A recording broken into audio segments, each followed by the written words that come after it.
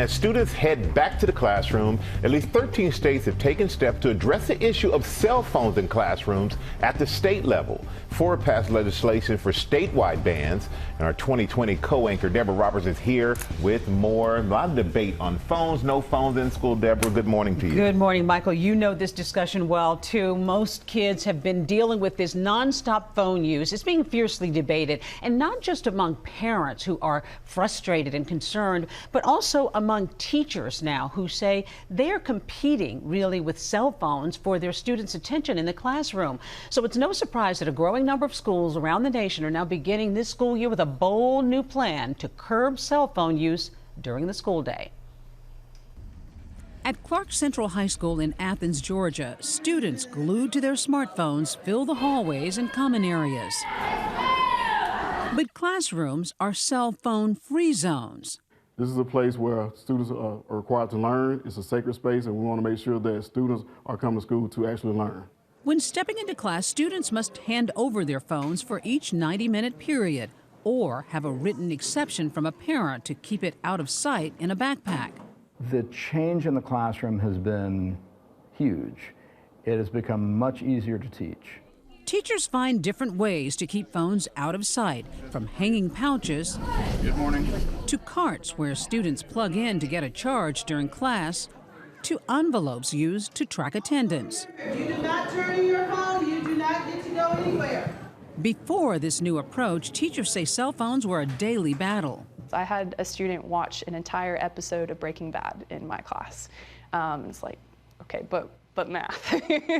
When the district stepped in with official guidelines at the start of last year, there were growing pains from students. Students have become more and more addicted to their cell phones.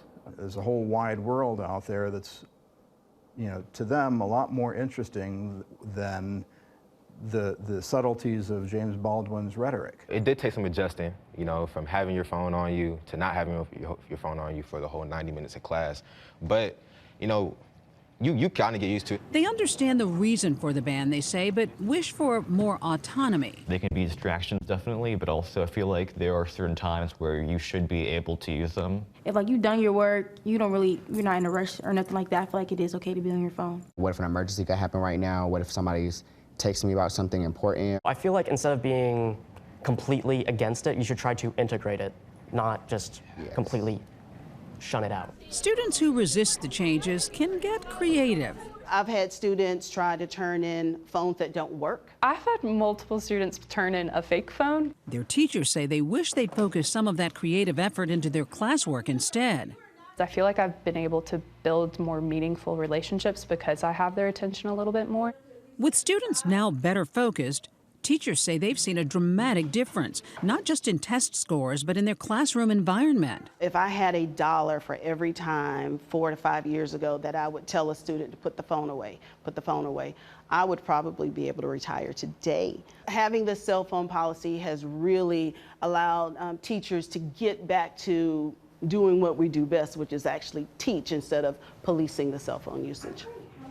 Very good point. It's a tough adjustment for kids, but you might think that overall they secretly welcome these rules. One study found that more than 70% of kids say they feel better and more peaceful without their phones for a while. So these new rules you'd think would be embraced by parents, right?